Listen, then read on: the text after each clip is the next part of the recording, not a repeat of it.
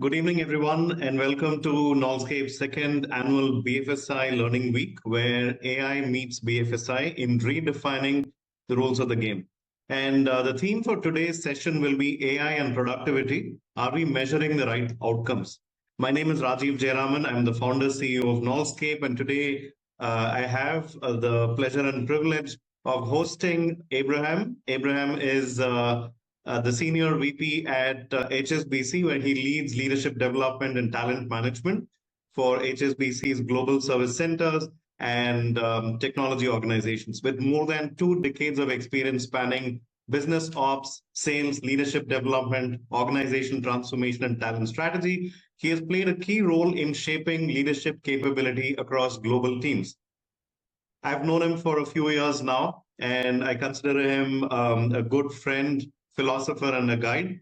And what I can tell you is his views are rooted in empathy, sharp thinking, and a really clear point of view. So I'm really excited to have you today on this webinar, Abraham. So looking forward to an awesome conversation. Well, thank you. And the subject is such that I'm really scared. So I don't know about the quality of the conversation. I'm sure I'm going to enjoy the conversation with you, but thank you for having me. Awesome. Great to have you here. So I want to kick this off maybe on a lighter note. Right. So the context here is that, promise of productivity with any technology is not new. Right. Even when computers came back in the day, 1980s, 1990s, they said, okay, now here comes finally a technology that's going to free up human beings so that we can all pursue our creative pursuits. And here we are working 24/7 and we are hooked to technology, right? We are always on. There is no stopping technology in our lives. And the line between our life and work has blurred, right? And leading to a lot of burnout situations and so on. Now, here comes AI, right? And I was looking up this meme the other day, which said this person was saying, I was hoping that AI would do my dishes and laundry so that I can do my videos and painting and so on. But it looks like, AI is doing all of that stuff while I'm still doing my dishes and laundry. I'm sure all of us have seen that meme floating around. So that's something that I want to get started with. Right, Abe. So when you look at the progression of technology over time, computers back then, and maybe there was something else before that as well. And every new technology comes with a promise of productivity, and it's going to free up the human being to do more creative stuff. How do you see this from a historical lens, from whatever we've learned from technology and breakthroughs in the past? So, it's funny that history repeats itself from the perspective of adoption of technology, and there is this space where the technology really brings its value. Um, it's if one of the largest. I don't know what your audience is, but the life insurance LIC, for example, a very, very senior person. He was a senior in my college, and he used to be one of the top guys as well as of technology in the 90s when mass level computerization was happening.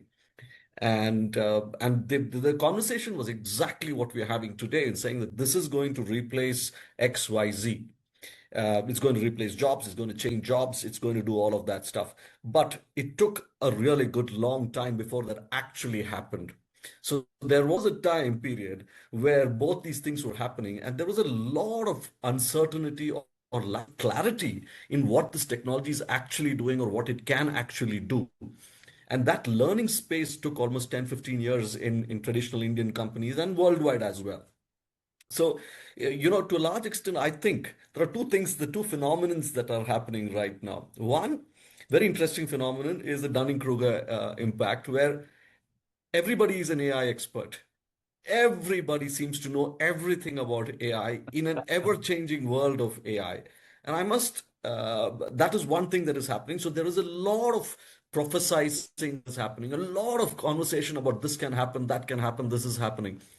This morning, because I was preparing for this conversation, I did check with a lot of people, like, does anybody, and I asked a lot of, at least some 6 or 7 companies, large companies, you have data to say that because of AI over the last 2 years, you have reduced headcount or XYZ? Not one of them have been able to tell that.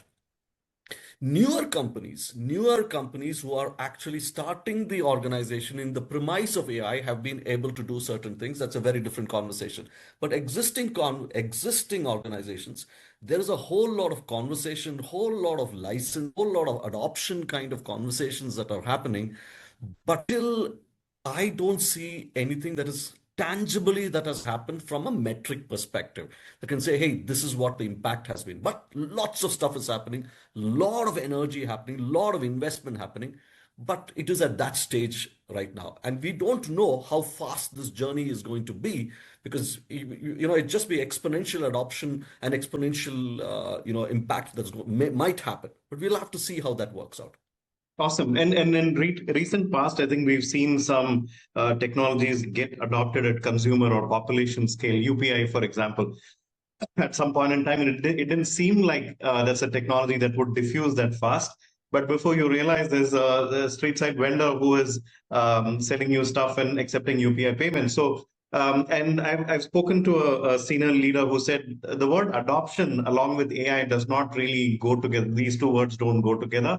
It's actually dispersion, right? And it's like electricity, right? And at some point in time, just from a historical context, we did not have electricity, and slowly but steadily, electricity came into our society, right? I'm sure it was a massive change process at that point in time to move from a lamp inside the house to having an electric grid. And those days, I think the generators were attached to the house, and you had electrical equipment and all of that. So that must have been a change process. But today we take that for granted. It is there everywhere.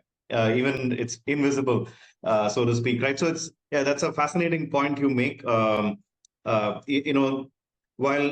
Very first, interesting. yeah, Very interesting you said that. Now, there are a lot of conversations, especially, and it's very similar to the conversation, and it's both a psychological conversation plus actual productivity conversation. Now, for argument's sake, many of our parents would argue or to tell us, would berate us saying that we studied during times when there were no electricity, and yet we yeah, did this. And now electricity is there, and therefore we have better equipment or better ways of studying or whatever it is. Did electricity contribute to increased knowledge or not is a classical question, and there is no data to prove that. Similarly, did this particular thing contribute to it, or is it the only thing that did it, or other things that happen along with it? Now, that right, pure play isolation of AI stroke technology into a particular gain is extremely difficult, and yeah, there would be arguments, and I think to a large extent, the initial stages of bravado is happening at this point of time, in my view, where there are a lot of people claiming that this has happened and therefore something else has happened. But sure, but that stage is going to the actual benefits of that, I think, is just around the corner. But I don't see use cases of that specifically, because if that was a case of, you recently saw the number of licenses being bought by software companies, etc., of, say, to aid coding. Now, if that was the case, have they reduced another metric? Have they reduced yeah. headcount? Have they reduced cost? Have they reduced something else? But we don't see that happening. So I think it is in that, the mishmash, the dance is happening at this point of time. Right. So let's focus on productivity, right, which is the key thing in our conversation today. So today, I think every organization loves to talk about 10x productivity. Every employee aided through an agent or an AI tool becomes 10x productivity, 10x productive. So I just want to focus on how you look at productivity in BFSI in general. How are we measuring productivity? How are we even defining it? Is it the fact that I now have become a 2x, 3x, 5x, or 10x productive employee, and I finished my job by 3 p.m. and I look busy till 6? Is So, that see, Rajiv, I mean, we've been having these conversations multiple times. So The classical productivity numbers are based on, I mean, efficiency-based numbers, right? Efficiency-based metrics in terms of either in terms of time and resources. As simple as that. If you keep it at very, very simple stuff. Now, that's going to continue. But I don't think, and there will be changes because with every aid that you're going to get, there is going to be some amount of help in terms of either doing your job faster or eliminating job. When it comes to I think it's a question of both. There is going to be parts of it is going to be completely eliminated, which is going to be done completely by technology. And therefore, there is going to be an element of, there is going to be a certain element of, time saving as well, and therefore resources. But the key Right. challenge So, is, yeah, sorry, go ahead. yeah, go ahead, go ahead. So, but the challenge is not, that's a clear cut, it's a straightforward equation. The challenge is, do you trust it? And now, when I look at organizations at this point of time, and I'm saying as of today, as of at this point of time, is that look, you are putting in this additional technology, but you don't trust it completely because either you think there is a bias involved in it, either you're not able to explain, the explainability is questioned at that point in time, or it is a question of fear, either it's a question of risk. So there is a certain amount of work that is done by AI, and if it was trusted completely, then your productivity could have been X. But you are using it, you're also using the existing manpower to actually check the work that the AI is doing. So you will, I think it's a twofold metric that when it comes to productivity, it is about increasing or making yourself more efficient in the metrics as far as time and resources is concerned. And it is reduction of the time that you use to doubt, stroke, troubleshoot the work that's done by AI. So that is, I think today at this point of time, you will notice that the amount of resources is the same. The work remains the same, but the quality of work has completely changed. There is change happening. In the days to come, if the one thing decreases, which is the risk element part of it, or my trust on the systems decreases, then we can truly measure productivity. Especially in the BFSI space, given the risk that we are talking about, given the data quality that we're talking about, the privacy that is talking about, I think there is not enough expertise, there is not enough tribal knowledge enough to trust a system at this point of time. So it is again a very, very, I mean, it is a very time-based conversation that we're doing. Tomorrow, it could be very different. It could be, yeah, absolutely. With anthropic mythos just around the corner, who knows what's going to happen next? Yeah, I really love the point you're making about trust, right? So I think in an industry that's highly regulated, where there are real risks that we're talking about, if trust and AI is not built around the concept of trust, we'll never realize the full productivity, the potential that we have with this technology. So I love the point you're making there. So one of the things that I'm encountering in many conversations in organizations is the idea of token maxing. I don't know if you're hearing this keyword or not, but it is trending socially, where the CFO says, okay, here are your tokens, go use it wisely, right? And there are multiple reports that are coming out. Uber says that they had a budget for utilizing AI tools, and they were given some tokens, which they burned in like 4 months. And this is not an isolated incident, right? Where people are using AI tools for pretty much anything, right? Without due diligence on whether this token is well utilized or not, right? And so this is a term that's floating around called token maxing. Now, a few people that I've spoken to have told me this, that once the tokens run out, there is an abysmal drop in productivity. We no longer know how to do the work anymore. Right? So there is a drastic difference between a human plus the AI machine versus the human. That gap is widening. We no longer know how to do our regular things without this technology in place. So that's again about productivity in systems where AI is not possible. You're not able to implement. You'll be seriously left behind, right? And the point you're making also is that AI native companies, right, have an advantage here. They can think of these things right from the ground up, whereas an existing organization and enterprise which has legacy systems will struggle through that change process.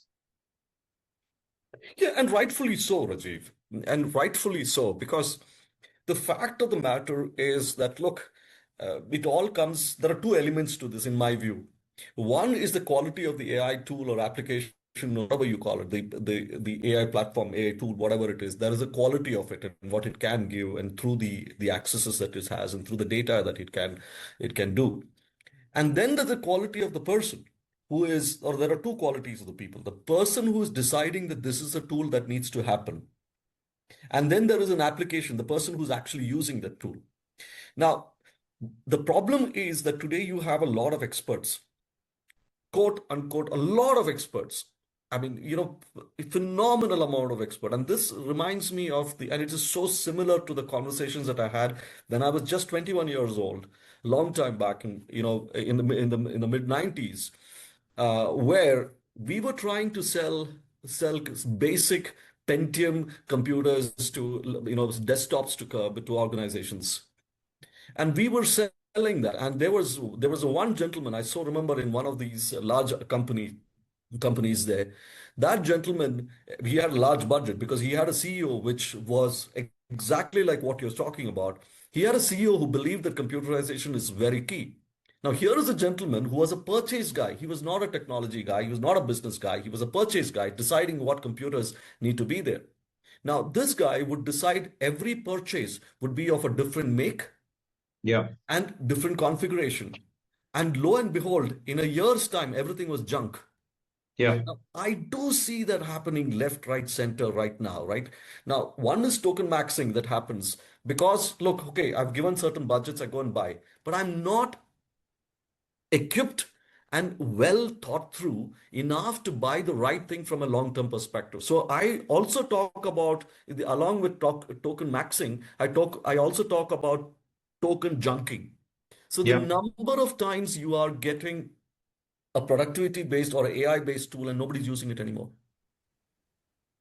Right. Nobody's using it anymore because you used it for 2 months, 3 months. Now the second question that you talked is unbelievably human. It's a challenging thing as far as the brain is concerned.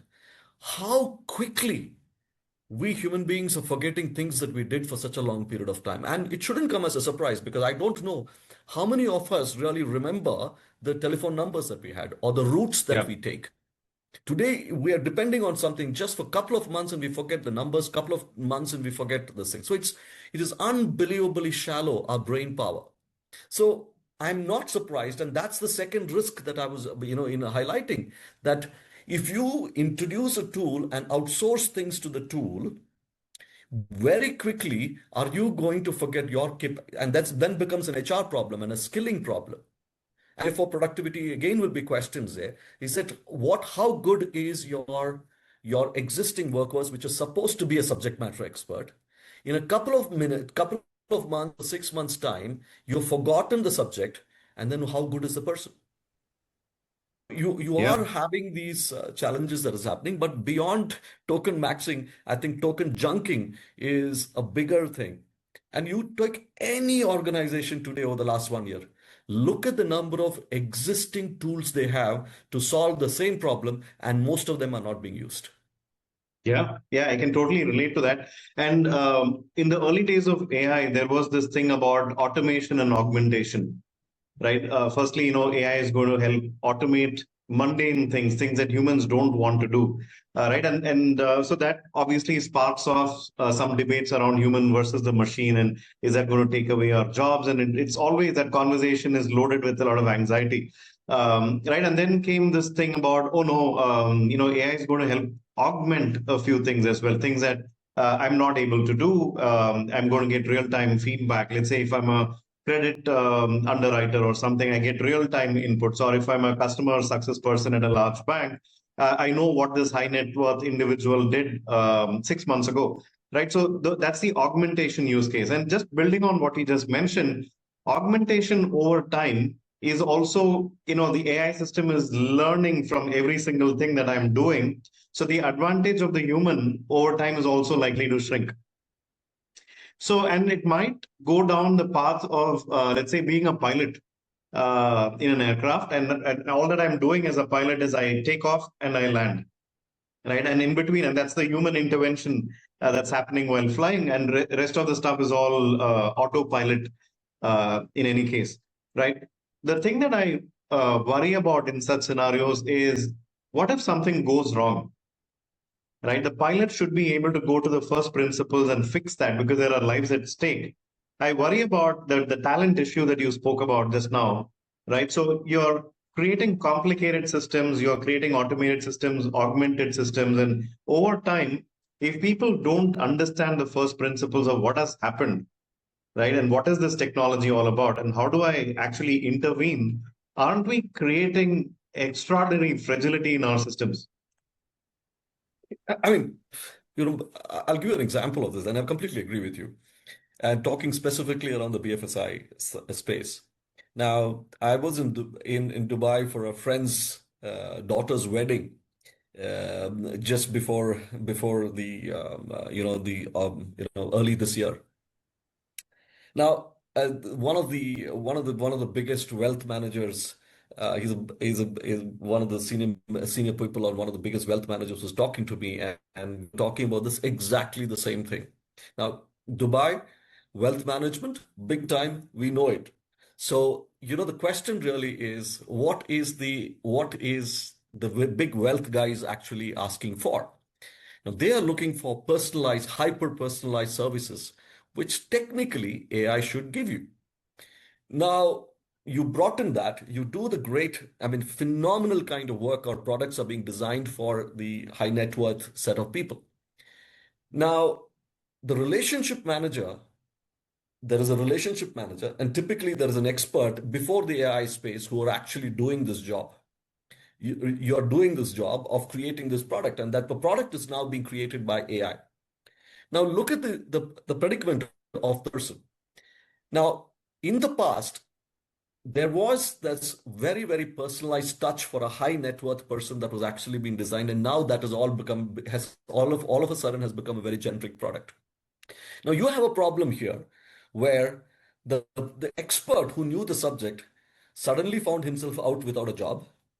Yeah. You have an AI doing that job for him, and the customer not happy because the relationship manager is not really able to answer those questions adequately enough. Now, the question really now, what these guys are doing is, now what do you do in that case? What fundamentally do you do? So you're from a hiring perspective, from a management perspective, now they're going back to the basics, getting people who really know the subject extremely well. And unfortunately for them, that is becoming an extremely difficult task as well. So your expert is no longer there. The existing people have forgotten stuff, and going into the market to find people is becoming extremely difficult because it is filled with people who are anyway depending on this stuff, and you have the customer not happy because it is necessarily hyper customized and things like that. So this cycle will continue for some time before people really understand the magnitude of this problem. But knowledge retention is going to be a key issue. Number one. Number two, getting true blue experts are going to become extremely difficult. So anybody who has an expert who understands the basics, hold them back, because that's going to be critical in the short run. Definitely going to be there. And the last one is also going to be the ability to choose the right product. And like you said, when you look at agentic, for example, the ability to handle both together is going to be very, very critical. And till such a time that maturity has happened, you're going to have dual workforce. You're going to get in junking happening. You're going to get in all of this stuff, but also have the existing workforce. So you will find that salsa dance happening pretty much very exciting for the next 2 years, where people are going to break their head saying, we have invested so much in AI, but we haven't got the productivity yet.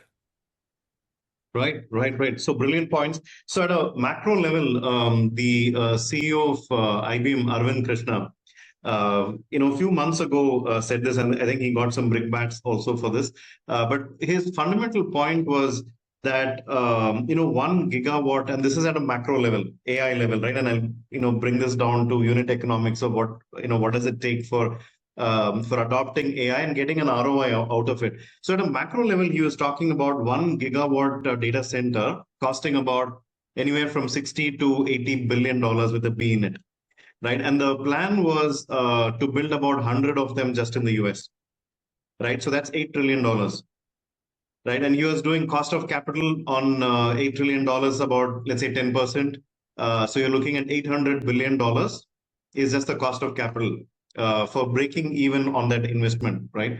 And he said all the hyperscalers put together, you add all their profits together, it doesn't add up to 800 billion, right? So, and he was calling this a bubble of sorts, right? And I want to connect this back to the escalating cost of AI. So one reality that is there for all of these AI companies is that they need a sustainable revenue model, and Anthropic is hitting like $10 billion in a month. Like March, they hit $10 billion in a month. So rapid growth, but they need to keep accelerating on that path, right? More revenue, and so they're going to charge customers and enterprises quite a lot for what they are doing, the intelligence that they're serving. So ultimately, it's also going to be an ROI story. Do I have, let's say, 10 humans that I can depend on for knowledge management and other things, the high touch, the context that is required? Or do I replace them with AI? And the cost factor of AI is actually escalating. And that's an important point because back in the day, software as a service, right? So the marginal cost of adding one extra user in the system was practically zero. So you could infinitely scale it. Whereas in AI, that's not true. Adding few more users to the system, you have to burn as much GPUs and stuff like that, right? So fundamentally, the economics of AI is different, right? And so at some point in time, I subscribe to what you're saying. We've not seen that equilibrium yet. So companies trying to bring in AI, reducing their headcount, it's at least happening in tech. But over time, I think the realization will come that, okay, AI is not cheap after all. So, Rajiv, see, the problem or the good news about AI is that before it hit organizations, most of us had the benefit of AI, especially if you Yeah, look at the last 5 years. So whether it is a Swiggy, for example, or whether it is Google Map or whatever it is, the conversations of what it has affected us or touched us at an individual level has been phenomenal. So there is this yeah, big cloud of what AI can and cannot do, and there is a tremendous appreciation for AI. yeah, Whether it is a smartphone or whatever it is, right? I mean, before it went into the corporate world, when we are talking about the actual cost, the ROI, or etc., here is a general palpable excitement about AI. I yeah, mean, and because we are benefited by it. A housewife is benefited by it. A young kid yeah, is benefited by it. Everybody is benefited by it in bits and pieces of it. Not fully aware whether the service provider is actually making money or not. yeah, One doesn't know, but at a consumer level, people are already benefited. So you see, there's already this this wonderful thing that is happening, which is supposed to be very benefit. Now, when you take the same thinking, you take it to the organization at an organizational level. Now, that is where the Dunning-Kruger philosophy really hits you. That because all of a sudden, because I use a cab using AI, because I use a Google Maps, because I use Excel, there is a lot of expertise in the marketplace right now. yeah, So there is going to be a lot of not so equipped, intelligent people actually making these decisions to invest in AI without fully aware of it. And yeah, therefore, there is going to be this burnout, like Arvind, the CEO of IBM said it, there is going to be that burnout. There is going to be brute optimism. There is going to be the brute capitalistic optimism that is going to be there. But it is also going to see your burnouts, like in the dot-com craze, like in so many other cases. You're going to see that. I think the organizations which go slow at this point of time and deliberately slow, deliberately taking the baby steps in terms of understanding talent, understanding risk, understanding the customer in the context, and slowly doing that are going to be a lot more happier in the next 2 to 3 years time. But during these 2, 3 years, you are going to see a hell of a lot of burnout of Right. money that is going to happen. Sure. Yeah, yeah. Completely relate to that. So I want to apply the customer lens to the definition of productivity, right? What are some best stories that you've heard about the application of AI from a customer experience standpoint in the BFSI space?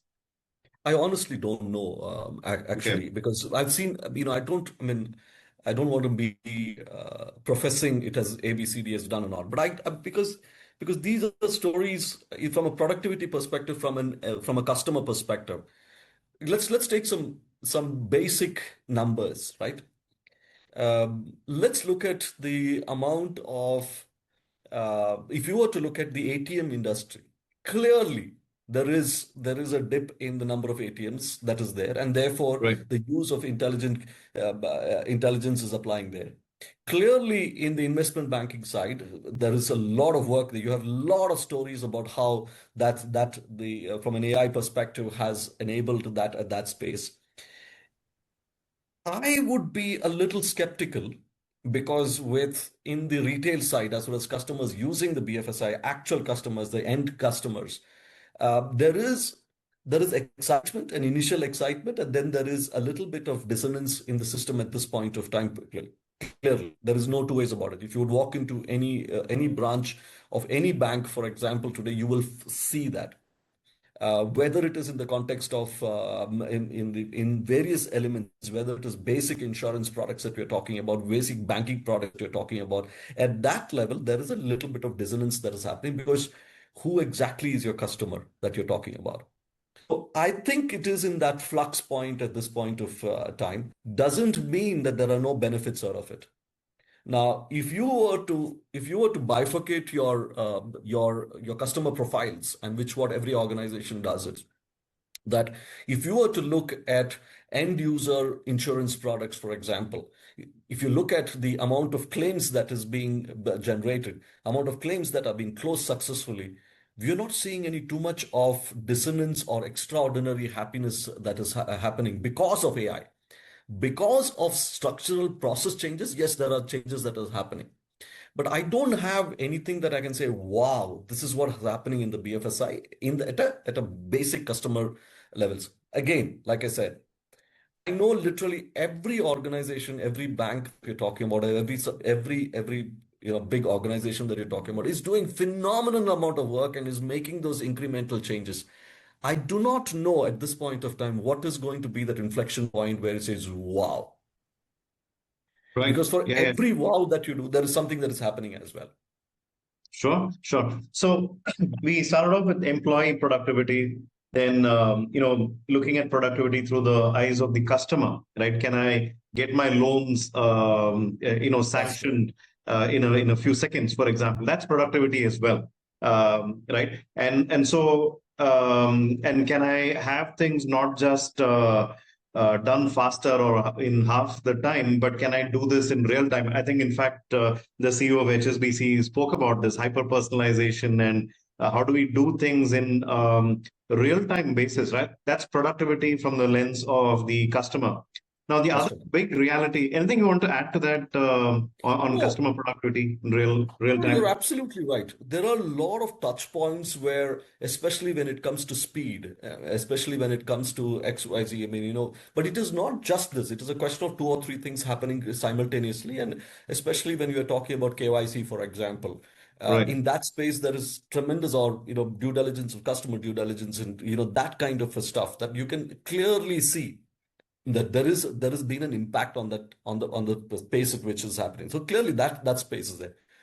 But the key question to ask is that has it, you know, the other backside stories also is going to come into because I don't know data is saying how much of it is actual productivity gain, how much of it is coupled with the amount of risk that actually happens, how much of it is explainable. For example, the loan sanctions, for example, are happening. Ah, But we are also beautiful. seeing yeah, we are also seeing that element of it. The risk element of it is going through the roof, the amount of investment in the risk. So I do see one level of productivity going up, but the other the equal amount of money is actually being spent on your due diligence as far as your risk element is concerned, and the policies and procedures governing the entire thing is concerned. I think it's at this point of time, promise is great. I do see one side of the equation going up. I don't know the equation on the other side. Uh, Got it. so, so I think that's where we are at this point of time. Yeah, that's a brilliant point. Like they say, what is that thing that makes you go fast if you're driving a car? Gives you the confidence of going fast. It's not the accelerator, it's actually the It's a brake. break. It's a break. So right now, I think it's a mad rush on the accelerator. It's accelerate, keep going fast. But if you don't build good brakes, and that's the question that I had next, productivity from a regulatory standpoint, right? And banks, that's the reality. You want to go fast, you want to serve the customer, but all within the guardrails of product of regulation. So how do we do faster audits, cleaner reporting, better surveillance, better real-time alerts to the customer, and so on? How are you seeing implementation of AI in that space? Because to your point, we could be throwing all the AI and compute we have towards moving fast on customer outcomes. But if you don't balance it with the regulatory stuff, right, you're just heading in the wrong direction. Any insights on regulatory tech outcomes? Yeah, I see, that's the beauty of existing, and that's where bigger, older, established players are going to be in a much better space than the newer organizations which are doling out loans, for example, left, right, center, and finding themselves shut in a few months' time or few years' time. And I think most organizations today, are investing a whole lot in the background, especially in the risk and regulatory environment, much more than in the front end as far as the customers is concerned. I think that's the right thing to do. Right thing to do, because you are looking at it very, very carefully. So if you again, that's a question, right? When you look at productivity and the conversation specifically on productivity, we tend to look at productivity from a unilateral point of view of saying that this is what is there.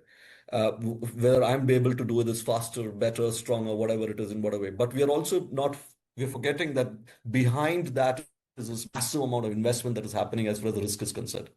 Right. Whether it is data, and never before, right? Never before is data so scary.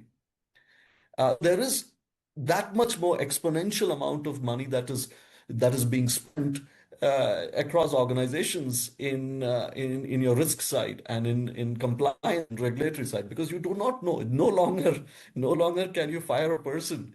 You can't, I mean, you can't fire a system, for example, right? So there is an exponential amount of money that is actually being spent there, and I think that's the right thing to do. And I like we said, there's a third element which is being spent or which is beginning to see, and you could have seen news about, say, an Accenture, for example, talking about, and other organizations, literally every organization is talking about, is the third element is the people. Yeah. The investment in skilling, upskilling, awareness of people has just started. Yeah. It has just begun. There is going to be an insane amount of resources and money that is going to be invested in the people side of it. Because right now, most people, most CEOs, for example, do not have that as a key part of their deliverables. Right. You have cost reduction on their deliverable. Normally, you take this thing. Profitability is in the XYZ. But now risk and people are going to be talked with at the same level. Now, because that's where the maximum amount of money is going to be pumped in. Now, coming back to productivity, Rajiv, because you're going to be, you don't have a choice but to get in AI. Because you have to get in AI, you're going to pump in so much more money. Because you have got that AI system in it, you're going to pump in so much more money into your people upskilling. Like Accenture, for example, in the news, they're spending Right. more than $1 billion on that. Now, in that context, in the short term, productivity is just going to be a meaningless number. Yeah. Yeah. Yeah.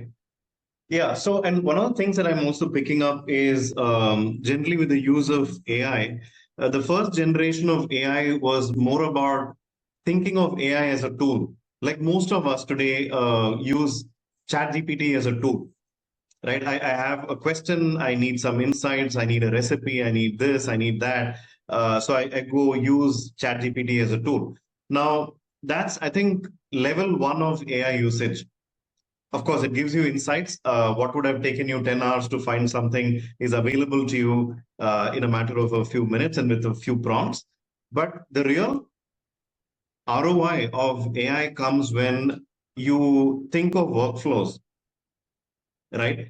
And that's hardcore business reengineering, process reengineering exercise, right? Otherwise, you're taking AI and replacing a horse with an AI, but still you're left with the cart, right? So that, that's what we are doing mostly with organizations, just replacing the human and putting an agent in without really going in for that business process reengineering exercise where maybe the impossible challenges that we had earlier, which were the constraints of the earlier model, you can completely reimagine that and have a completely new organization as well. And I think that's the harder thing to do. How do you, in a running engine, to your point, an existing organization, while you're mid-flight, how do you change the engine? How do you rewire everything you've got? I think that seems to be the reason why companies are also waiting and watching and going slow, maybe a little too incremental.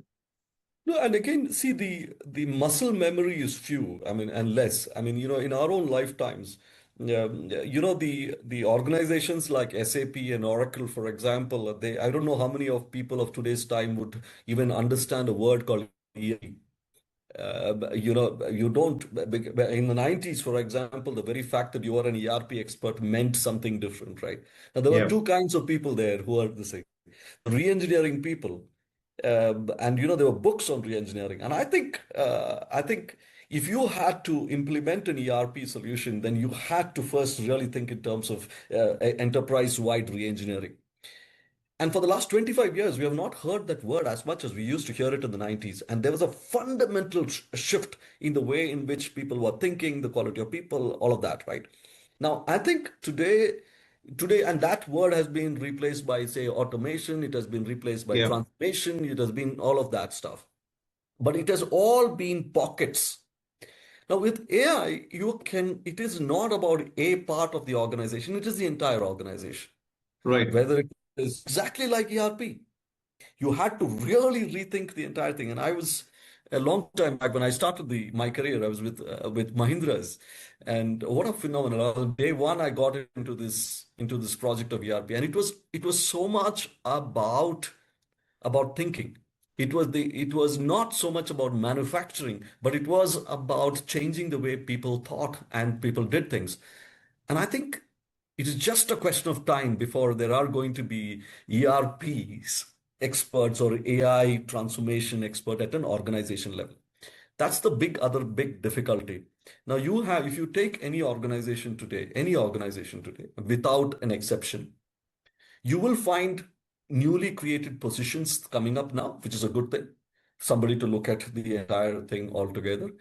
But most often than not, you will find pockets of implementation, like this tokens given, like, okay, in Yeah, HR, within HR, there is one X, Y, Z, okay, use this, and there's a vendor who's come and provide this. And then there's another vendor who will provide something in the productivity side, then something else in the manufacturing side, something else in design. Soon you are going to be flushed with gazillion number of tools, if not already. Now yeah. that is going to make it even more difficult to measure productivity at an enterprise level. Yeah, So yeah. you Going are, back to what you were saying earlier about token junking, right? And this is AI tool junking, oh yeah, and each team sort of buys or builds its own AI agent or a tool. And unless you have good governance around it, you are most certainly overspending on AI.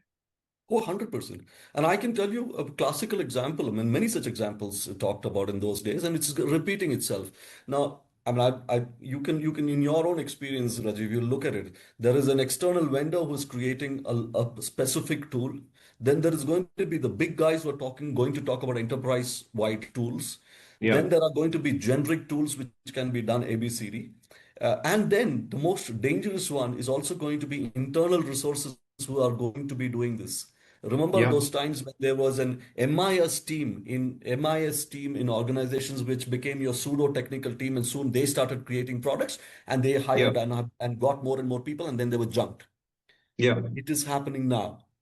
Absolutely. I mean, I can't agree more with you because today, most conversations that we are having inside HR teams, even in banks, oh, I've got Cloud Code license or some kind of a license, so I'm going to be creating my own products. So this build versus buy, I think is real. But the question is, as complexity increases, is this going to be your priority? Right? Yeah, that question does come up.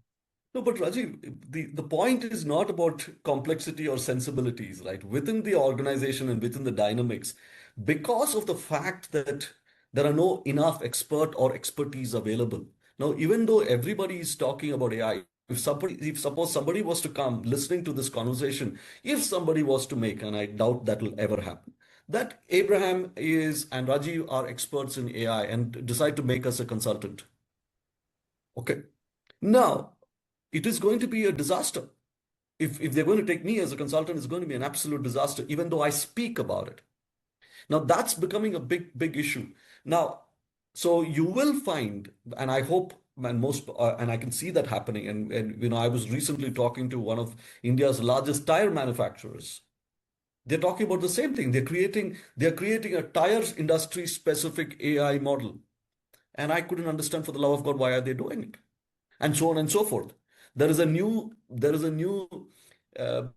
a new what to say automobile manufacturer coming with fancy cars in India, for example, who are creating a completely different supply chain based AI model when there are existing products. Now, if you notice, everybody is doing certain things like that. But and again, that's where I'm coming from a productivity perspective. Now Sure, you sure. have your shadow teams being created and large amount of money and resources are going to be pumped in there for the next 2 or 3 years. You will have minuscule gains or some gains which is there happening outside. You don't, and you say, hey, how do you measure productivity? Are you measuring productivity with a unidimensional view, or are you looking at it in the context?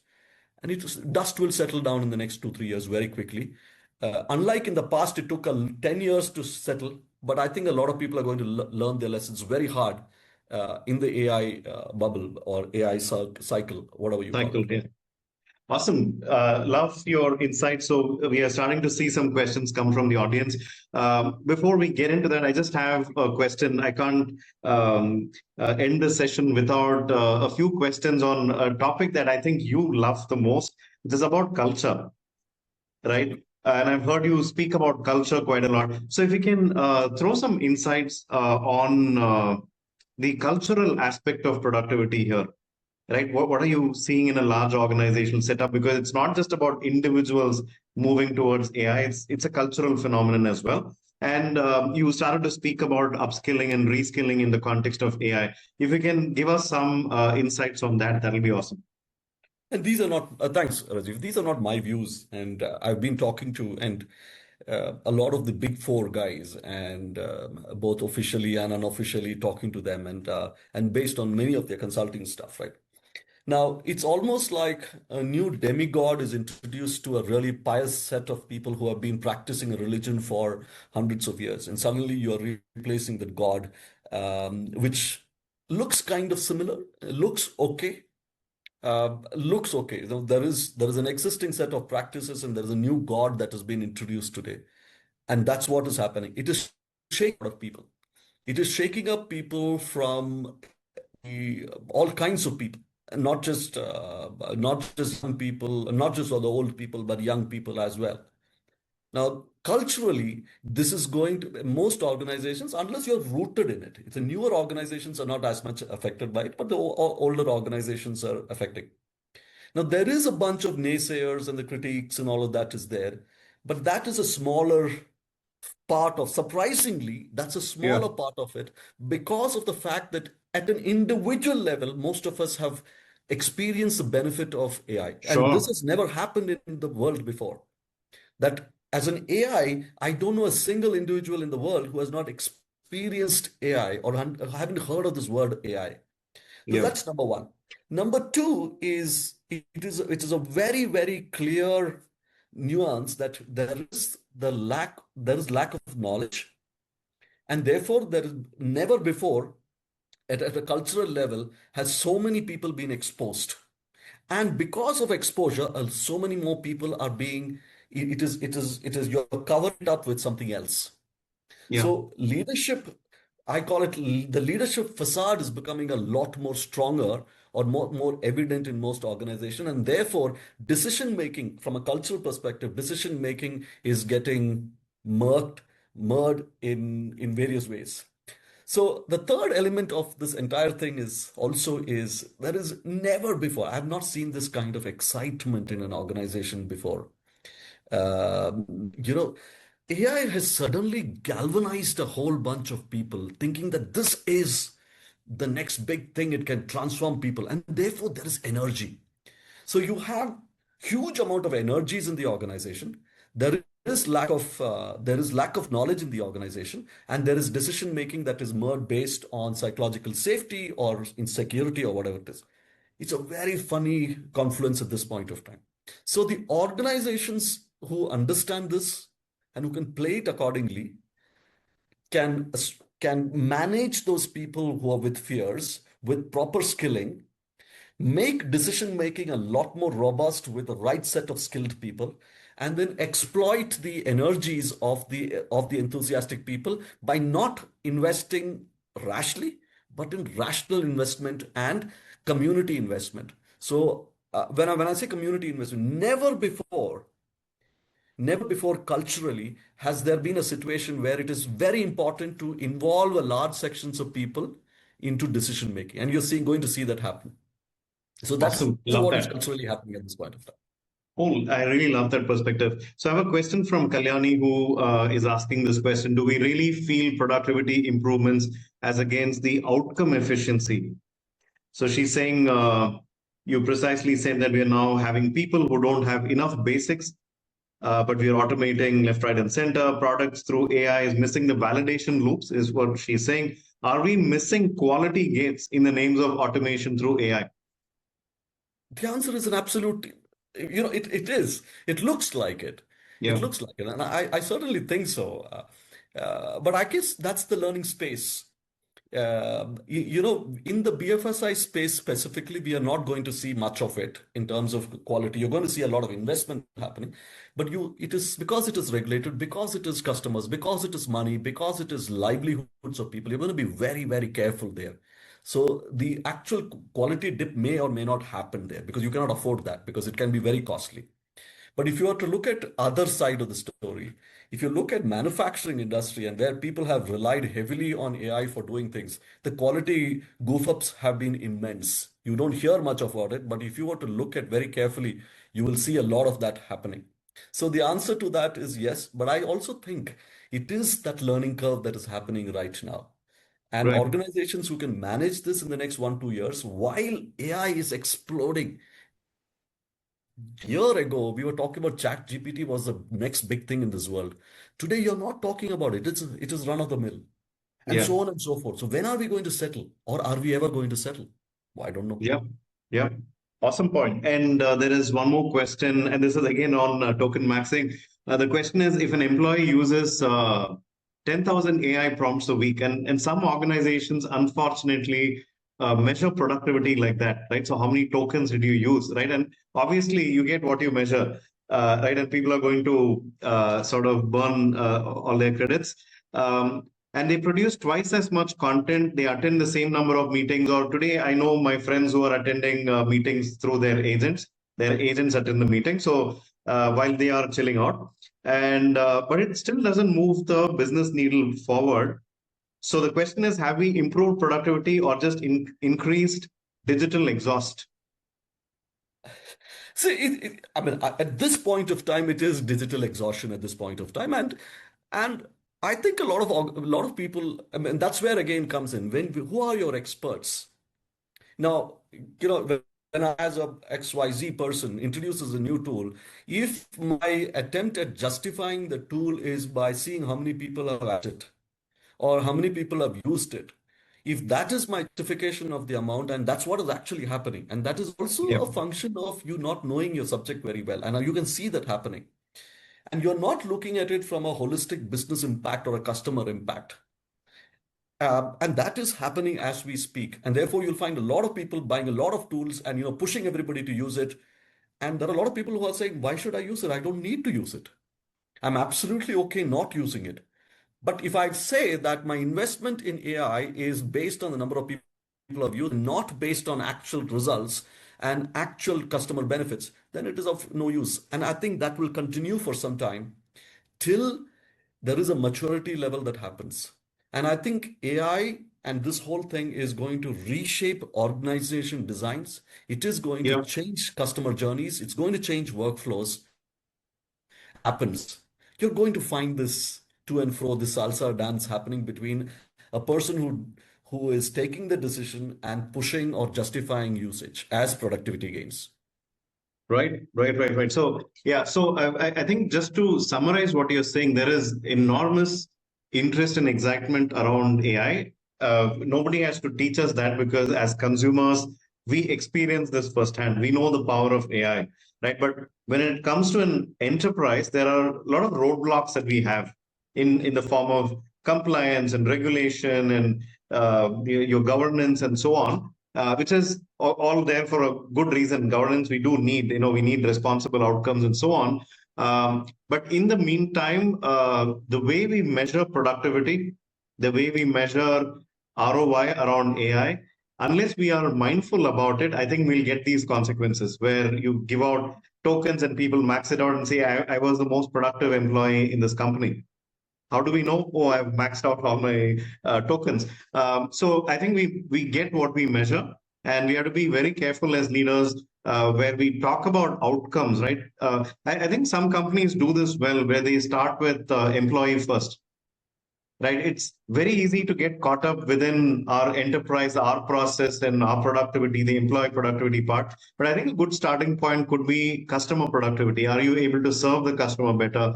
Are you able to solve for the impossible problem that existed before, right? That creates more value for the customer. And once that value gets created, nobody questions the investment after that, right? So here, I think we're getting caught up in a loop because it's all internal stuff, not leading to anything else as a tangible outcome. I absolutely agree with you, Rajiv. And it's a learning phase at this point of time. And it's a mindset shift that's going to happen. And like I said in the very beginning, right, there are two kinds of organization. The organizations based on AI, and therefore, right from starting at the very, very beginning, they are into that. AI is generating the customer benefit Right. of the delivery organizations, the world with that they know based on that XYZ. This thing. So that is very clear. And those guys will continue to do extremely well and reshape thinking, reshape the dynamics of supply chain, etc. On the other side is older organizations, which is getting to do these things for the first time.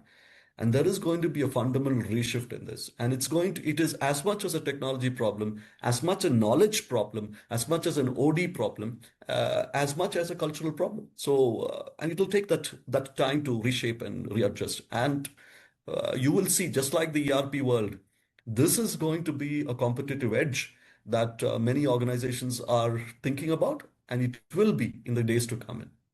So let's see how Awesome. it And goes. yeah, totally. And we are a little over time right now, but I want to ask you one final question. We'll wrap up. For all the L&D professionals in the audience today, what's that one thing that you want to say to them at this time when everything is changing, the rules of the game that's changing? What should they be focusing on? I think see two or three things. Focus on learner preferences. That's the single most important thing. How do people want to learn? And I've not seen a better time in this world where hyper personalization is going to take effect. Now, from a content creation perspective, from a design perspective, all of that is phenomenal. But I think the key is going to be that I get to learn the way I want to learn it or what inspires me to learn. So in the AI space, learner preferences, learner choices, and connecting a network of knowledge resources and sharing platforms are going to be extremely critical in the days to come. So I would say look out for becoming experts in knowledge preferences using the AI stroke, using the technology lens. not just from a psychology lens perspective, but from a lens as far as technology is concerned as well. So thank you so much for all your insights. I can't believe, we've been speaking for an hour, and I think this could go on for many more hours, which usually happens when we both of us catch up. Thank you so much for your time and insights. Really enjoyed this conversation, and there are so many things that I take away from this, which I hopefully will start applying in my own workplace. So your insights have been highly actionable, and I'm going to reflect on quite a few things that you mentioned today. So thank you so much, Aim, for this time, and Thank really you. appreciate all your insights. Thank you. Thanks, Rajiv. Thank you for All right. having me. It's Thank you. always been a All right. pleasure. Thank you. All right. Thanks. Bye. Bye.